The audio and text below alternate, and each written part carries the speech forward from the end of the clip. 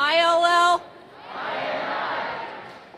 Thank you everyone for joining us today. My name is Brooke Elliott. I'm Associate Dean here in the Gies College of Business, and I'm honored to be able to kick off our special event today.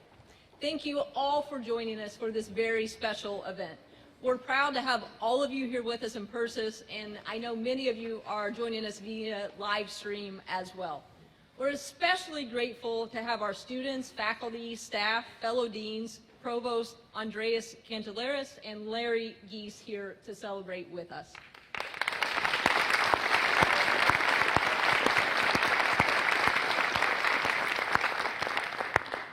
Gies College of Business has been a great place for more than 100 years. The college has always been known for being a leader on delivering outstanding business education. And over the last several years, we've taken even larger steps forward and elevated our leadership in some very important areas, like providing access, supporting innovation, delivering excellence. It's no coincidence that those areas have been our strategic priorities for the last 5 years.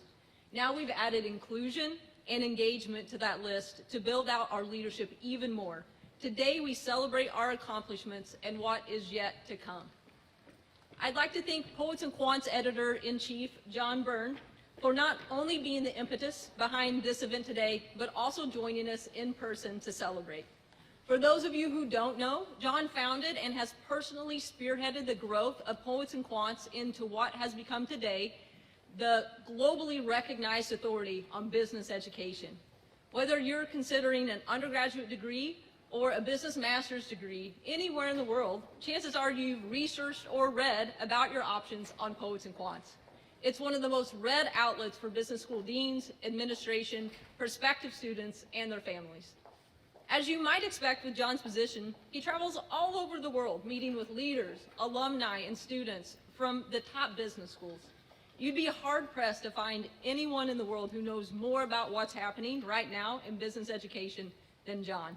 And through it all, he has been a staunch supporter of our programs. He believes in what we are doing. He's personally passionate about our mission to break down barriers and to democratize education. It's always a pleasure to have John on campus. Please give him a warm Gies welcome. John Moore.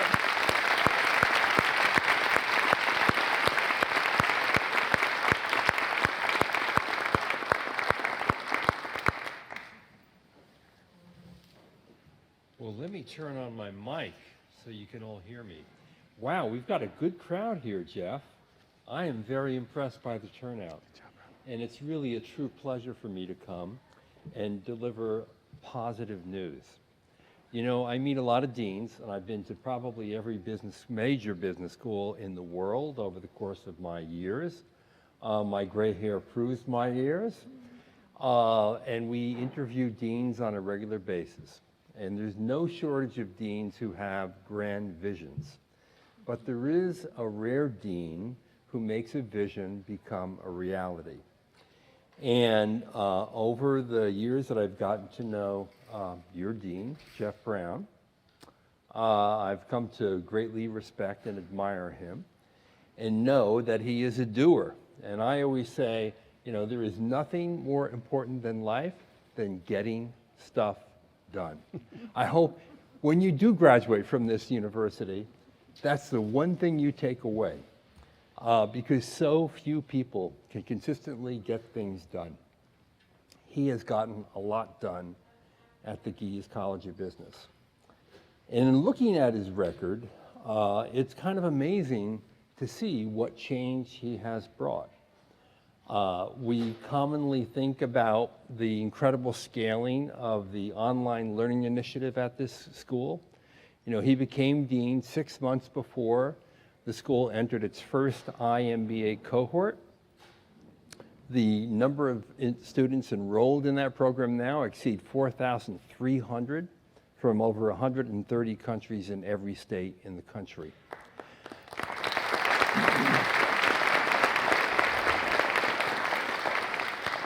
But more important than the modality of delivering education, I think, is the fundamental belief that education has been too expensive and that it needs to be made more accessible and more affordable to greater numbers of people here in this country and all over the world.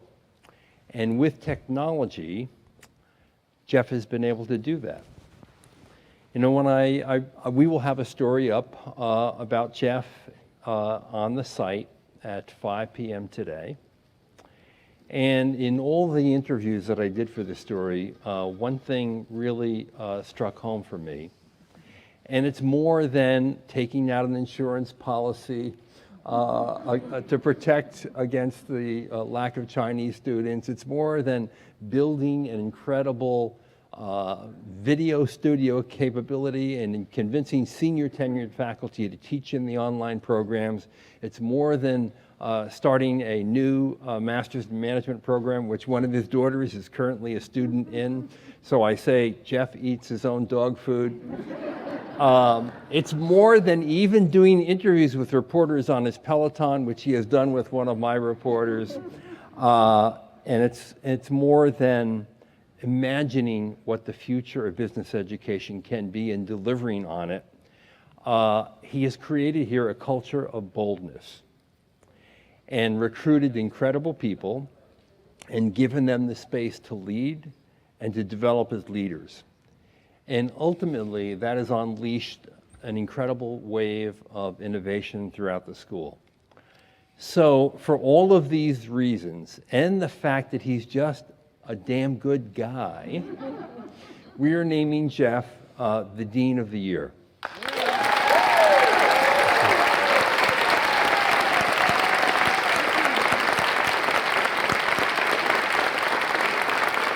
That's the start. Okay.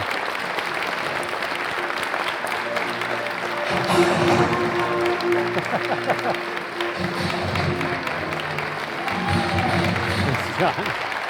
That was really nice. Go, Appreciate it. Mike. Oh my goodness.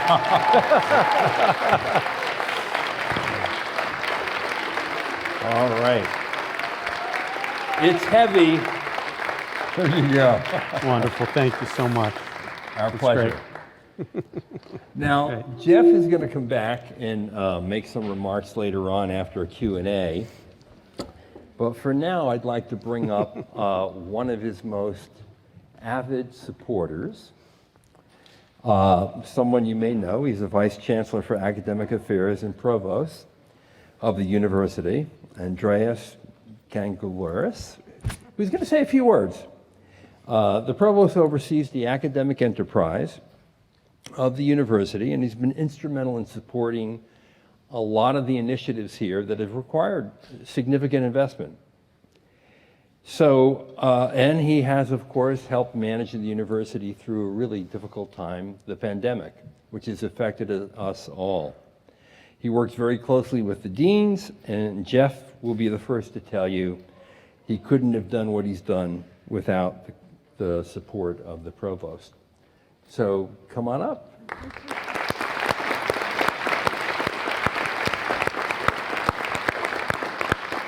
Thank you. Good afternoon. What a celebration. Jeff, congratulations. Thank you.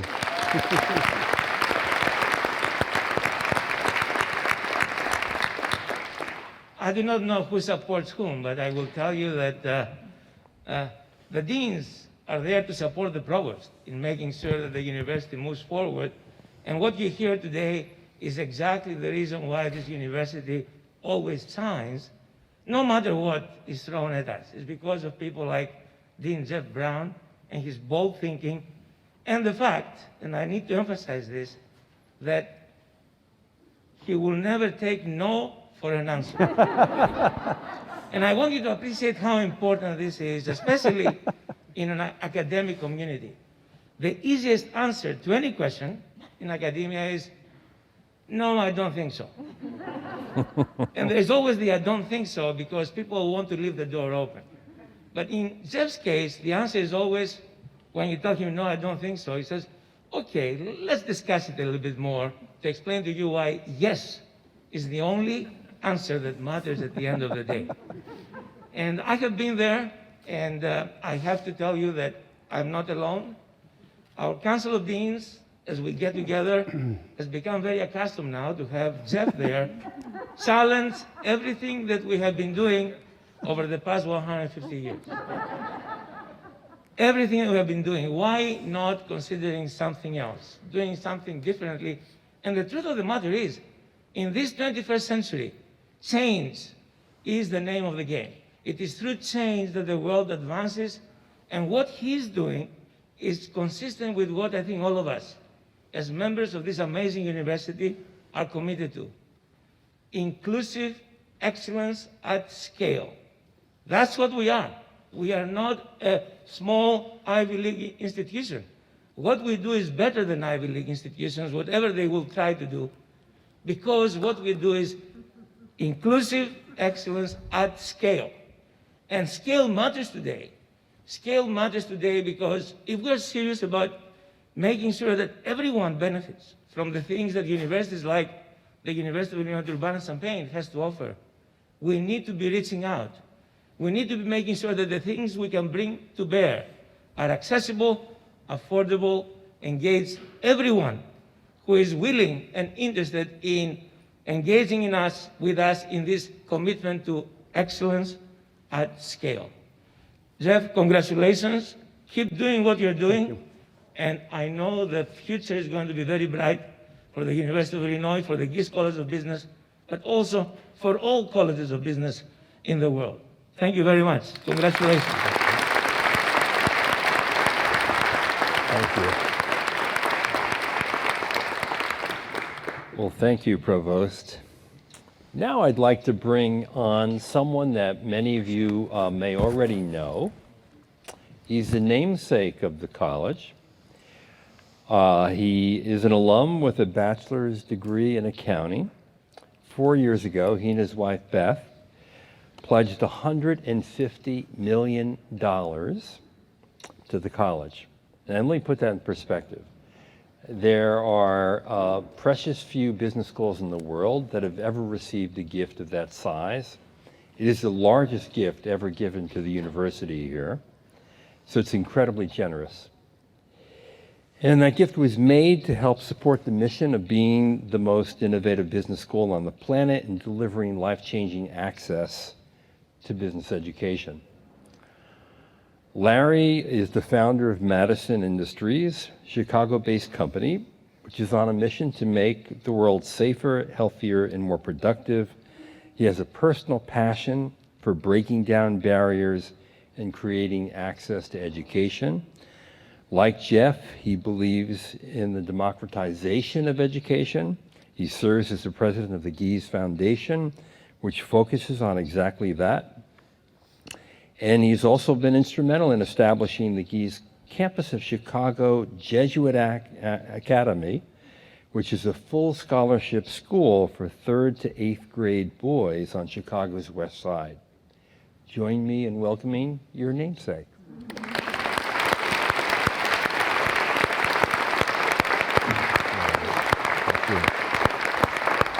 ILL. I know. Well, you all know by now, this is not my name behind me or on your shirts or anywhere around our college. This is your name. You're defining it, and you guys are making it the greatest business school on earth. So my hands to you for what you've done.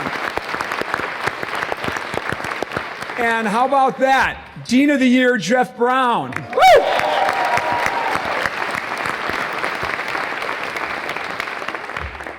We are so lucky to know our dean, and that sounds kind of odd, but raise your hand if you know the dean. Raise your hand.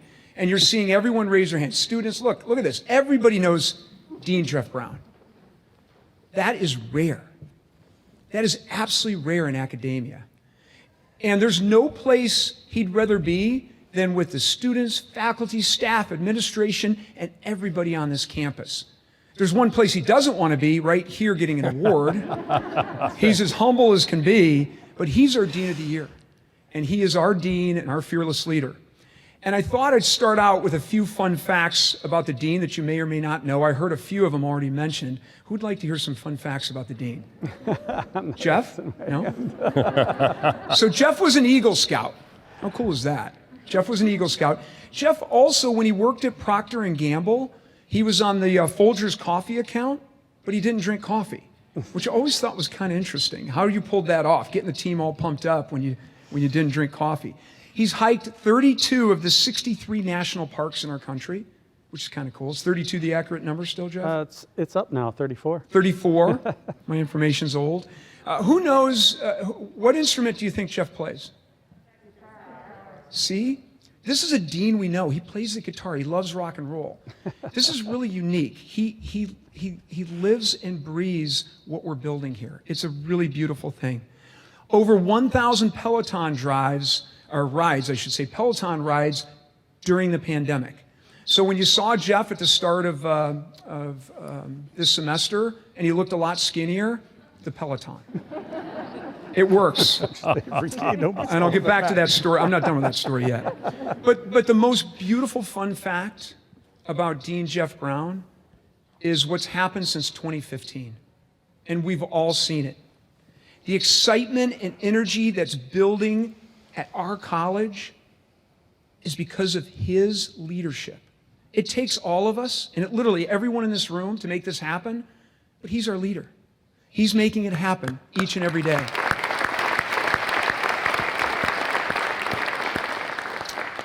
John and the provost mentioned some really key points, as did Brooke, about the dean, and this is what attracted me to be on his mission. What attracted me is when Rob Metzger first introduced me to him, Dean Brown said, I want to democratize education. And I said, Dean Brown, what does that mean? He says, I want to provide access to everyone. I want to level the playing field. I want to give everybody a shot. Because that not only changes the trajectory of that student's life, it changes the trajectory of their family forever. What a beautiful thing. That's what he stands for. And that's why I wanted to be a part of it, and that's why we're all here today to celebrate it. It is a beautiful thing. And as I've gotten involved with what Jeff is doing, as I've continually supported what Jeff is doing, I've seen the innovation. I've seen students talk about their why, their purpose, why they get up in the morning, how they connect the dots between what they're studying and what they hope to be a higher purpose in life. You don't hear that anywhere else. A little earlier, I was sitting up with a bunch of students, and Lily, who's a student here at the Gies College of Business, told me how they talk about their why before they start a project, about how they talk about their purpose and what they want to do in life, something that really adds value to the world, that has impact. That's why we're all here, right? We're humans. We want to have impact on the world, and we're talking about it. It seems really natural to us because that's what you and your whole team here have done, is talking about our purpose, why we want to be able to have an impact on the world. Who talks about that at a business school? We do, because of you. Because of you. So I know that a few people talked about the insurance policy that was taken out, and I still think that was brilliant. I know you're a world-class economist, but who takes an insurance policy out that protects us during COVID, a COVID pandemic? And we joke about it, but this is the type of thinking that goes behind the scenes, because if you protect yourself for those risks, we can keep the access to the education available because we keep our costs down. Because it is about access. It is about giving people that opportunity to get a great education. And that's what that small thought did. But to me, I'm like, brilliant. Absolutely brilliant. And the online MBA, are you kidding me? Almost 5,000 students around the world. In over, I think John said 130 countries. I was going to say over 100. John has the right number, as is typical. He's spot on with this. But think about that. 5,000 students around the world, that's impact. It wasn't about how do we make more money? How do I get my name up there? How do I do this? Jeff wants to make impact. We want to be a part of that, and that's why we're following in this beautiful mission that will long outlast you. Your grandkids are going to talk about this. It's really beautiful. He is the ultimate servant leader. We hear that term all the time, but this is real. Look at all the people who show up for this stuff, right? I would say you have smiles on your face. I can't tell because we're still masked up. funny story, in March of 2020, my wife asked, should we still get a prom dress for Lauren? I said, when's prom? She said, May 9th. And I said, of course, we'll be out of this by May 9th of 2020. That's why I'm not a dean of a business school. One of the many reasons.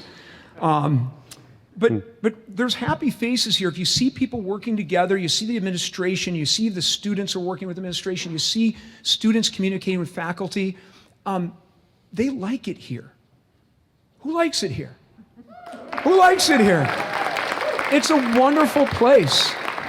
And that's the culture that's being built here.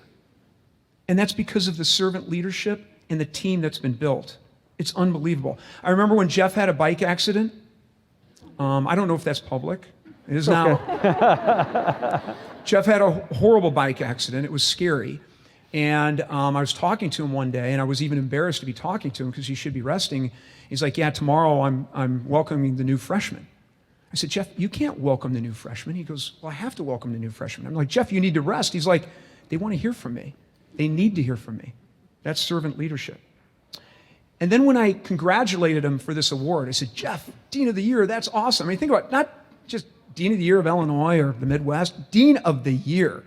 And this guy here is the guru at this stuff, right? I mean, he is the guru, and he's like Dean of the Year. Like when I chat with John, I'm like nervous because I'm like, oh gosh, he's the guru at this. He's really amazing. But he said, I said, congratulations, Jeff. Jeff said, don't congratulate me.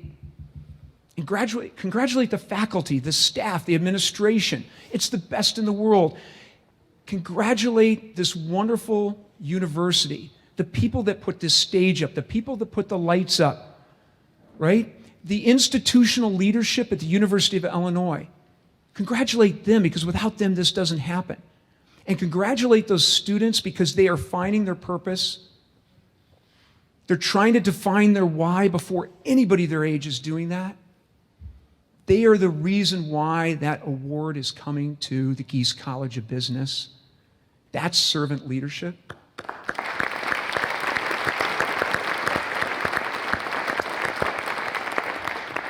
I must thank Lisa, your wife of 31 years, your beautiful children, Maddie, Sophie, Andy, for sharing Jeff with us. I mean, you've shared Jeff with us, right? I mean, you know how hard he works. So a big thank you to each and every one of you, because without you and your support for him, he wouldn't be sitting here right now.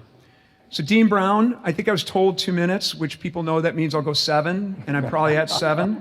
But I want to say thank you for making all of our lives better. Thank you for giving us a shot at having impact on all of our students, on all of our faculty, on a community, on a nation, on a world. Thank you for showing us how to have impact. Thank you for what you do. Congratulations, and we love you. Thank you.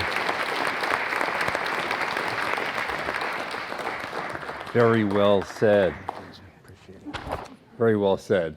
And let me just say as an aside that there are obviously a lot of business schools named after people, but I've never met a namesake who is as passionate, as committed, as energized about a school and its mission and its leadership than Larry has been to this school.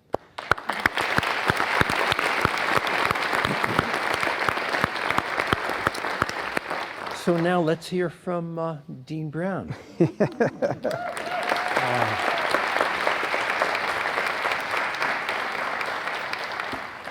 John. So are you blushing?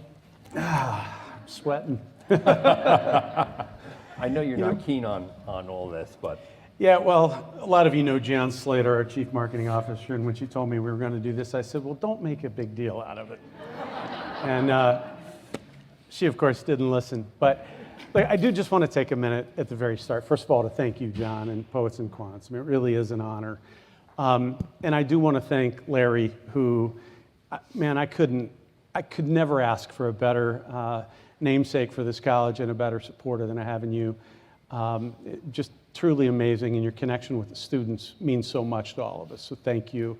Andreas, I'm incredibly fortunate to have the opportunity to work under your leadership, and I'm grateful every day for that. But above all, and obviously I want to thank my family and all of them, especially my kids who are here with me today and my wife, Lisa. But what I really want to do is thank everybody that's here.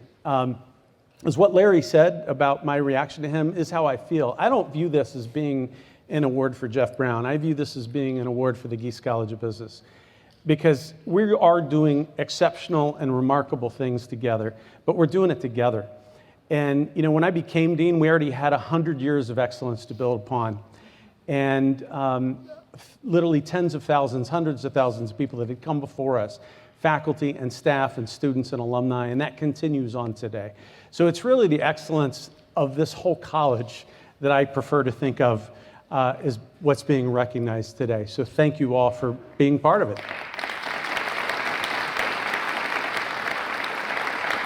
So, what do you want to talk about? So, when I look at your CV, your resume, there's no indication that you ever would have been a dean of a business school. Like at one point, I think your resume would indicate that you wanted to be a public policy wonk. At another point, maybe you wanted to be a brand management expert. You became a finance professor, but even then, you didn't really hold any associate deanships Right. or any big administrative roles in the school. And then suddenly, you raise your hand and you beat out other people and get the deanship. How did that happen? I don't know. I mean, this is probably the reason that whenever undergraduates or really anybody asks me for career advice, I always tell them you don't have to have it all figured out. That most of the people that I know that are really successful in life didn't know exactly what path they were going to follow. But if they, to use Larry's term and one that this college has embraced, if you really think about what your purpose is, it will guide you in some really interesting ways. And I've always been about, I guess it goes back to being a Boy Scout when, you're supposed to help others at all times. And I've always viewed my role as one where I'm trying to create opportunities for others. So Larry DeBrock, my predecessor here, when he announced, I think it was back in 2014 that he was going to step down, I just thought about it and I realized we have some amazing resources here in terms of the people and the expertise and the faculty. And it was a very tricky time in higher education. There's a lot going on. We were only a few years after the financial crisis. And I just had some ideas and thought, we could really raise the aspirations of this college. And so I put those ideas forward with the understanding that I might not get the job, but at least I could get my ideas out there. Now that lasted until the interview started, then the competitive part of me kicked in, and I really wanted the job. And I was very fortunate that among a very qualified pool that they chose me to lead the college. It's been really the greatest professional honor in my life. And having spoken to several members of that selection committee, one thing that stands out to me is how impressed they were with your vision for what the college could become. And what surprises me about that is, it's generally said that if you practice a role first, and then you get the role, you can be more effective in it. But there was nothing for you to practice in. So your thoughts about what you wanted this job to be and what you wanted to accomplish were even more impressive given the fact that you didn't hold a major administrative position before. Well, but I think that's the fortunate part in this job is we have amazing people here at all levels, faculty and staff and alumni. And, to be honest, I think I'd be hard pressed to say that much of the innovation that we've had came out of my head. It comes from creating an environment where people around you feel free to bring their ideas forward and know they're going to get a fair hearing and be supported. Joe White, who was our former president here and was the dean for a decade at Michigan Ross, he has a book on leadership. He has multiple books, but one of them he talks about the presumption of yes, that when people come to you with good ideas, and as long as they're well thought out and there's a plan in place for analyzing them and so forth, that's a great way to promote innovation, and that's what we've done. And I got a kick out of Andreas's comments that that's not how universities typically operate, and I could attest to that fact. But I think just unleashing the power of creativity and the passion and the ideas of the folks that work here is really the trick to it all. What have you learned as dean over these years that would be important to young people? So much. For me, I get up every day, literally, and think about that I'm grateful to have the opportunity to have an impact on people's lives. And there's a lot that we do here that's really special and important, the research enterprise and the impact that it makes. But the most tangible, visible thing are the lives that we're impacting through teaching, whether it's our undergrad program or graduate programs or online programs. And for me, that's a passion. That's just something my parents were both educators. They were high school teachers. I've always cared deeply about education. I've understood the impact it can have, as was stated earlier, not just on the student who's being educated, but on the whole trajectory of their family and their children and so forth. And that's really powerful. So to me, it's about finding, that intersection of something that you're good at, you're passionate about, and makes a difference in the world. And if you can find something that, is in that intersection, that's when magic can happen. And I've been really fortunate to find that. Now, I think the most challenging decision you had to make was closing down programs to divert the resources that was going to them for the online learning initiative and to reinvest in the undergraduate business program. Right. And that decision was tough because people get very invested in programs, faculty, students, and alumni, and it takes a lot of communication and a lot of work to make a smooth transition out of that and not suffer a backlash, which some deans have seen that they've actually lost their jobs over decisions like this. When you were going through that period, did you have like a guiding framework to help these difficult decisions of closing the executive MBA program, the full-time and part-time MBA programs, the master's in taxation? So, I really believed, especially since this is a business school, that if we had a really well-articulated set of rationale and not just financial, but strategic and mission-oriented reasons for the decisions, that people would eventually come to understand and respect, if not agree with the position. And, to this day, not everybody agrees with each of those decisions, and that's to be expected. We knew it was going to be difficult, not just because we'd seen what had happened at other schools, but because I would have been disappointed had people not been upset, because that would have meant the programs meant nothing to them, right? We want our programs to be meaningful to the students in them and the faculty in them. And so when you bring something to an end that someone found meaningful and was a difference maker in their life, like, you kind of want them to be a little bit upset, right?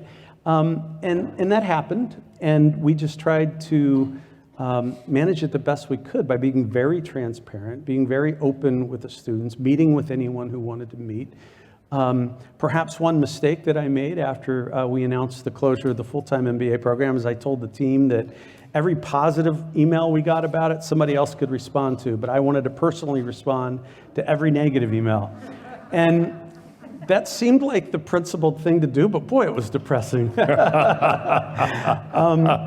I felt that if people felt enough to write and express their displeasure with the decision, I felt it was important for me to engage with them and understand. And it didn't turn around everybody's mind right away, but I think most people have come to respect the wisdom of the decision. Yeah, and I think it was an incredibly courageous decision, because it's so easy for someone in leadership to say, okay, I don't want to go through that trouble. Yeah. And then nothing happens. But that's not what leadership really is. That's right? really true. Exactly. You can't just make decisions arbitrarily, but when you make decisions after a good process and you really believe it's important for the long-term health of the organization and consistent with your mission and your purpose, then you make the decision and you do your best to manage any backlash that comes with it. But you can't be afraid of that. Otherwise, you would never do anything. No, and it really set the stage for the explosive growth of the online initiative. Sure. And really the fastest growing MBA in the planet, period. Yeah. So when you look ahead at the next few years, what's in store for the college? The easiest way I can say it is continued innovation. I don't want to be overly specific about things that we haven't made final decisions on, but what I can tell you is I think we're at a really pivotal time in business education and education more generally. I think this notion that we've had for 800 years, 400 in this country and 800 if you look back at Europe, where the primary and only product that educational institutions offered was a degree, is a little bit of an outdated notion now. The pace of change is accelerating very quickly, and this idea that you can go to school for a few years and then enter the workforce and treat them as sequential, separate things, I think that's an outdated notion. I think we need to move to a world where people are going to be moving in and out of education, formal education, as well as work experience throughout their whole lives, just because of how quickly the world is changing around us. So as we think about lifelong education, as we think about workforce upskilling, as we think about providing our students opportunities to come back and learn new things 5 or 10 years down the road when whole new fields have emerged that weren't covered in their classes, we've got some really interesting ideas of what to do in that space, and that's certainly one area that we'll be focused on going forward. And that's delivering education as it is needed by people on their terms, meaning while they're continuing to work and live their lives. Exactly, and make it affordable. Right. In terms of the price, as well as they don't have to, if they want to come to campus, great, we welcome you, but we want to bring it to you wherever you are. And technology enables that. That wasn't possible 20 years ago. It's making geography largely irrelevant. It's making national borders largely irrelevant. So I like to think of us as positioning ourselves to deliver educational value to the entire world. And, I think it's possible to do. And I think this university, because of the forward-looking leadership we have with the president, the chancellor, our provost, and others, I think we're really well positioned to do that and to help, I think, turn around some of this more negative narrative about higher ed that has been emerging over the last couple of decades because of rising costs and the view that it's increasingly inaccessible to regular families. I think we're in a position to really change that. And Dean Brown, I don't think there's a better person to do that than you. Well, thank you. Well, thank you. All right. Well, what a pleasure it's been. Thank you for joining us on this incredible occasion. I want to thank Jeff more than anyone for getting it done and for imagining a very different future for people all over the world, frankly, not only here in Illinois. And reimagining education and putting the money behind the talk, because that's what makes it happen. Well, thank you, and thanks to all of you, and I'll just say, go Gies. All righty. I think there are refreshments in the back, are there not? Yes. Okay. Oh, and we have Brooke coming back. And don't you love Brooke's jacket? Yeah. And really, she's rocking those Jordans. I'll put that out there. I'm not mic'd up, so I will just yell at you. So I just want to give a huge thank you to John for joining us today, for Provost Cantalaris, and also for Larry for joining us today. So just a huge round of applause.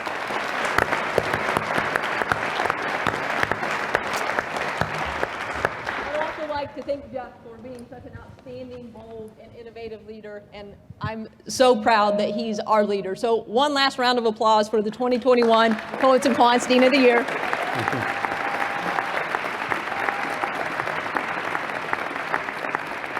And lastly, I would just like to join Jeff in thanking everyone for being part of the celebration today, but more importantly, for our recognition as a college for this outstanding award. And I welcome you to join us for refreshments and continued celebration. Thank you.